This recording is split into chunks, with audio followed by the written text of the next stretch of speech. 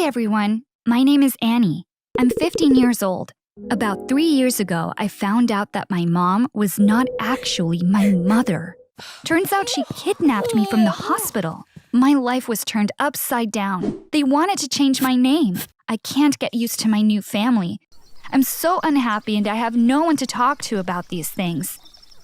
Let me tell you everything from the beginning.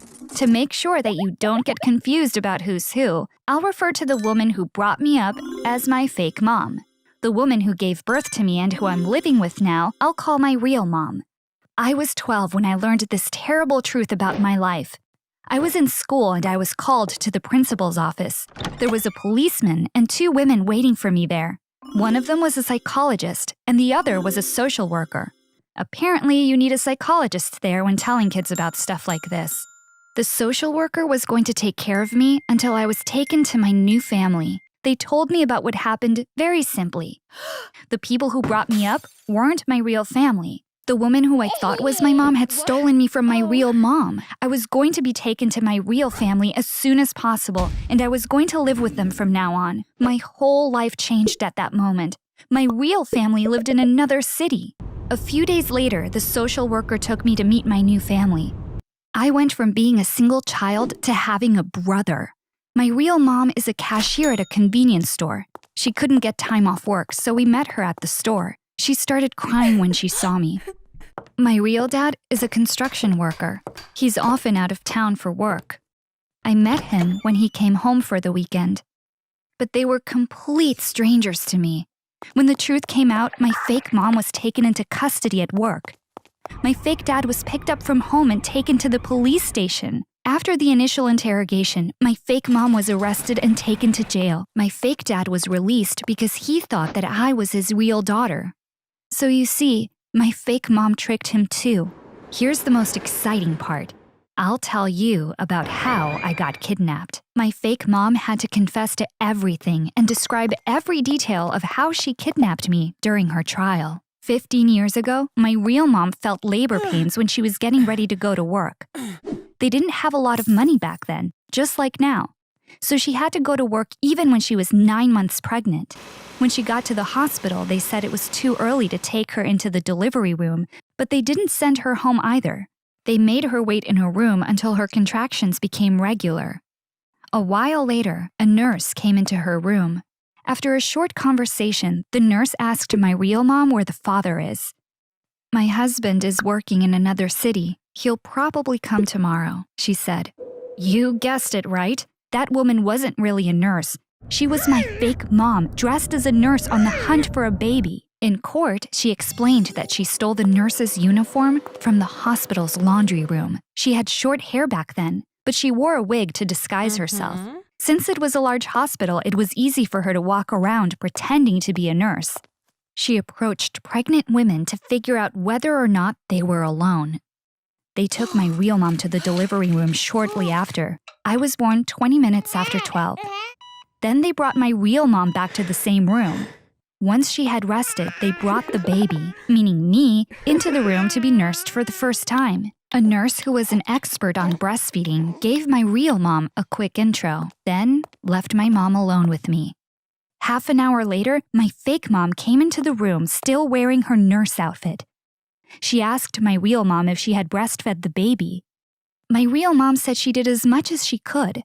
I had an identification bracelet on my wrist.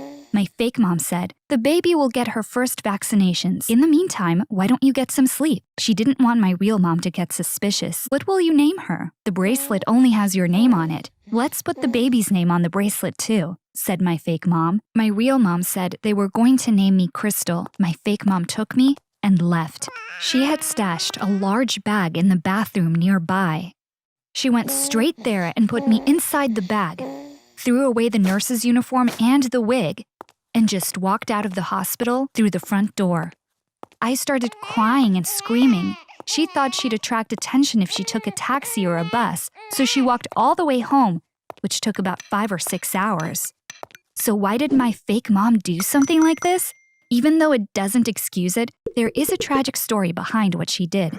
My fake mom and my fake dad weren't getting along at the time. My fake dad wanted a divorce.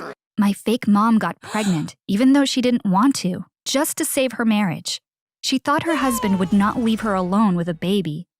As it turned out, he still left her. However, because of the pregnancy, he didn't file for divorce. So she got excited, thinking, when the baby is born and he sees it and holds it, he'll melt and come back home. So she went to the hospital the moment she felt contractions, but the doctor said that the baby was no longer alive. She was devastated because she felt that she not only lost her baby, but also her husband. In that state of mind, she came up with the devious plan to steal someone else's baby and make it her own. She knew she couldn't do it at the same hospital because it was too small. After a while, she started visiting the city's largest hospital, which is where she stole me from. After she brought me home, she waited a few days before telling anyone. Finally, she told her mom, my fake grandmother, and then her husband, my fake father, that she gave birth. Obviously, nobody thought that I could have been a stolen baby. When my fake dad saw me, he fell in love with me right away, and he moved back home and got back together with my fake mom the next day. I'm sure many of you are really curious. Even though I have mixed feelings, I still love both of them. They are the ones who brought me up, gave me the best of everything, and made me feel loved all the time. My fake mom is a public relations director, and my fake dad is a software engineer. We were doing really well financially. We had a beautiful home, and I went to a really good private school. But more importantly, we were a happy family. We have such wonderful memories together. Both my fake dad and my fake mom are amazing people. I miss them and our old days so much. My real mom is not to blame, of course. Somebody stole her baby and she had to live with that pain all these years. But even if she is my real mom, she is still a total stranger to me. I try to be nice to her, but I can't say that we're getting along very well. Once we started living together, she started calling me by the name she had given me. Good morning, Crystal. How are you, Crystal? What would you like to eat, Crystal? At first, I didn't say anything, but my name is Annie. I love my name, and I definitely do not want to change it.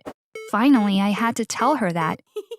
I understand you, but I don't think I can get used to another name, I said. She was really sad. I don't want to call you by the name a kidnapper gave you. What are we going to do? She asked. She was right. This was just another problem with no solution. We've been living together for 3 years now. My brother and my real dad call me Annie, but my real mom can only call me dear or sweetheart. She avoids saying my name. I feel like my new family and I come from different worlds.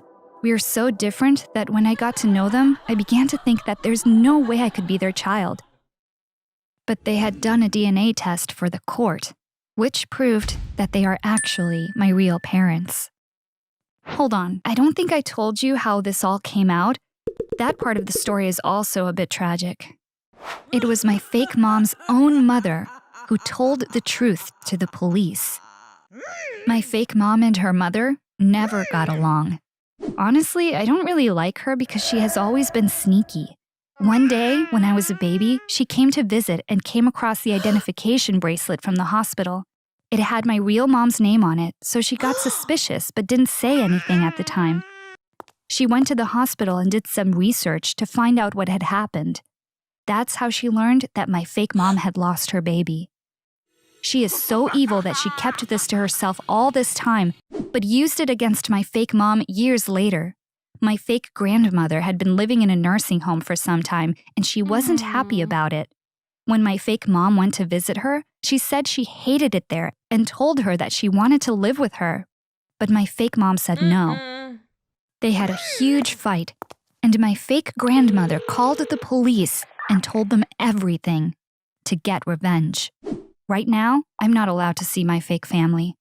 I mean, my fake mom is in prison and she'll be there for another 4 years. She may not be my biological mom. She may have stolen me, but she's the one who brought me up. I told you, I miss her a lot, and I'm sure she misses me too. I'm so confused.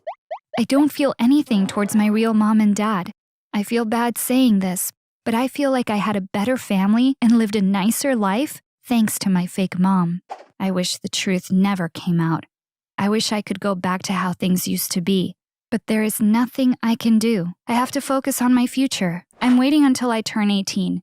I'm going to leave my real family as soon as I can. I want to live with my fake mom when she gets out of jail, no matter what it takes. I won't accept anything else. I've been referring to her as my fake mom, but I don't feel like that at all. To me, she is my real mom, and I'm her one and only daughter. Thank you so much for listening to my story. If you want to share your own story, send it to the email address in the description box. Bye. Hi, I'm Bailey. I'm 18 years old. I've lost 160 pounds in the last 2 years, and now I look like this. It wasn't easy at all.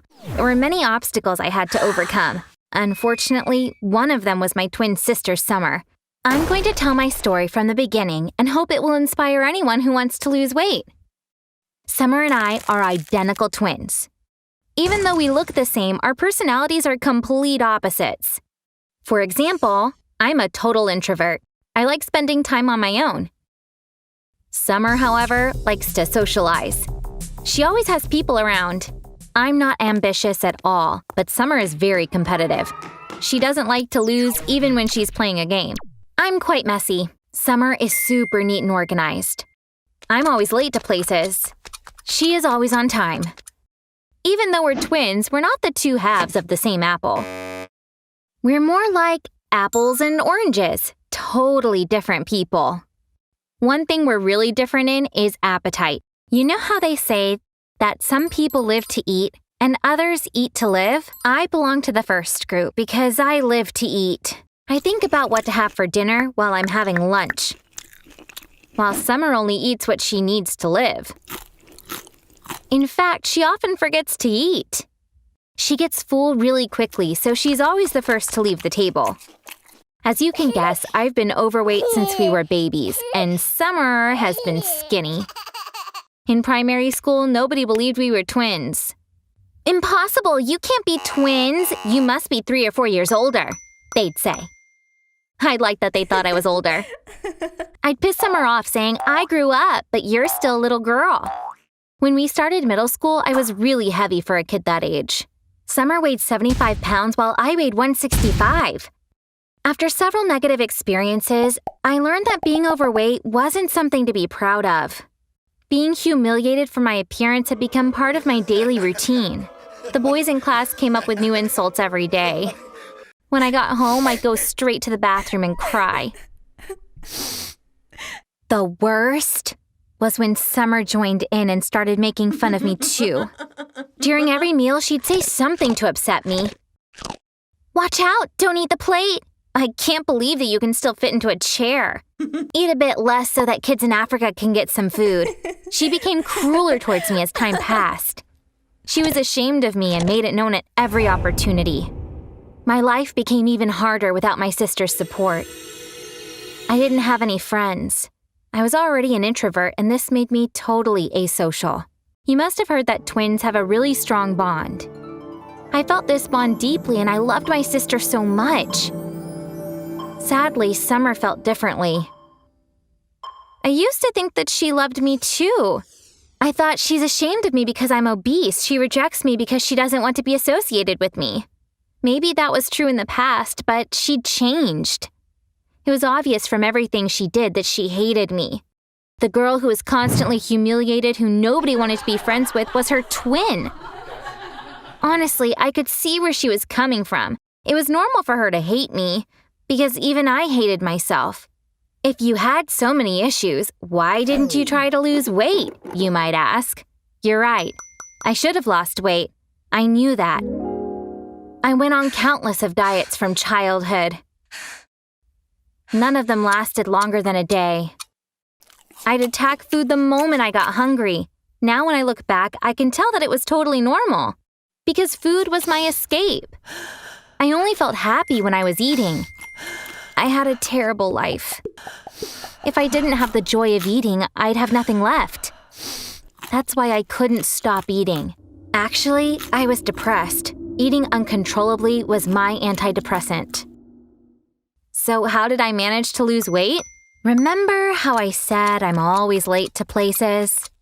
It's hard to believe, but that's how I made the decision that changed my life. Every time I tell this story, first I cry and then I laugh. Let's see if the same will happen now. I was turning 16 that day. Of course, it was Summer's birthday, too. My grandparents were coming over. In the morning, my mom had said, "You need to be home by 5." That's what my mom always does. Every year, she makes our birthday party a surprise. She doesn't mention the party. She just tells us what time we need to be home. For the past 3 years, Summer and I didn't get each other presents. It's like we had a silent agreement. We had stopped buying presents to each other. But this was different. I'm sure Summer didn't remember, but we had promised each other years ago. We were in kindergarten then. One day, "When do you think we'll be adults?" Summer had asked me. We knew that Mom was pregnant with us when she was 18. So if 18 was the age to be a mom, then 16 would be the start of adulthood. This meant our childhood would be over at 16. So we'd need to buy each other adult gifts. And what is an adult gift? Flowers, of course. Dad always got Mom flowers on special occasions. Mom loved them. That meant adults loved flowers. Since we were going to be adults at 16, we decided we should buy each other flowers. We promised that day that we'd buy each other flowers on our 16th birthday. Years passed by and it was time for us to keep our promise. Since I was late to everything, I bought the flower at the last minute. As I was walking towards the subway stop to go home, I realized it was already 4:30. I needed to be home in 30 minutes. I got into the subway with a huge bouquet in my hands. I was used to people staring at me because of my weight. But the stares had doubled because of the huge flowers I was carrying. It was 10 to 5 when I got off the subway. I wasn't going to make it unless I ran. When I started running with my huge body, the stares tripled. I was at the turnstile now. I was going to be away from the staring crowd really soon. I hurried towards the turnstile. Oh my God, I couldn't pass. I was stuck. Yes, I was stuck inside the turnstile. I couldn't go forwards or backwards. The people passing through the turnstile were laughing at me. Some just stopped and started watching me. I began to cry. At the same time, I was trying hard to get away. I was in such a pitiful state. Few people tried to help. A man pulled my hands while a woman pushed from behind. They managed to save me. In that chaos, the flowers got damaged and only the stems were left. I thanked my saviors. I threw away the stems. And I cried all the way home. At home, everybody was waiting for me. I couldn't tell them that I got stuck in the turnstile because I was so ashamed. We blew out the candles. Then guess what happened? Summer held my hands and took me to my room. There was a huge bouquet of flowers on my bed. She hadn't forgotten about it. I couldn't say anything. I just hugged her and cried and cried. The next day was Saturday. I didn't leave my room all day. In the afternoon, Summer came by. "Why didn't you tell me?" she asked. "What?" I said. "This," she said and showed me the video on her phone. Someone had videoed me stuck in the turnstile and uploaded it to YouTube, and the video had gone viral. Almost 250,000 people watched it in a day. I could see clearly how the flowers got damaged thanks to the video. They were trying to get me out of the turnstile. I didn't let go of the flowers despite the chaos. Yet, when I was free of the turnstile, all I had were the stems. It was funny but sad to see at the same time. Now it was Summer's turn to hug me and cry. After this incident, I decided to lose weight no matter what. I told Summer my decision right away. She held my hands. "We'll do it together," she said. We really did it together. I wouldn't have been able to do it without her. One of her friends' mom is a nutritionist. She created a meal plan for me. I had to exercise too, but the important thing was cutting calories. That meant eating less. It wasn't easy to do. Like many things, losing weight starts in the mind. If you start without convincing your mind, it finds a way to trick you. So you can't continue the diet. My suggestion for people like me is to think about all the reasons why they need to lose weight and make a list of them in a notebook. Don't start before you're completely convinced. I still can't believe I lost 160 pounds. When I started the diet, I was 275 pounds. Now I'm 115 pounds. I wanted to lose weight healthily, so I did it in 2 years, but this came with a negative side effect. Continuously losing weight means having to buy new clothes all the time. I had to change my entire wardrobe every 3 months. That's, of course, very expensive. Thankfully, my dad really supported me during this process. Last month, we celebrated our 18th birthday. My grandmother made us laugh a lot. She hugged me after we blew out the candles. She suddenly stopped. "I couldn't reach all the way around you before. Now, I can," she said. She said it so naturally that we all started laughing. Summer and I are getting along really well. I can feel that she still feels a little guilty. She's ashamed for the way she treated me. But we were both kids back then. Just like any other kid, we had the right to act foolishly. I ate like crazy and made my childhood miserable. She ran away from a child who made herself miserable. How could I expect her to love me when I hated myself? Lastly, those who have problems with their weight, don't wait until you get stuck in a turnstile. Like I said before, convince your mind and take the steps you need to lose weight. That's all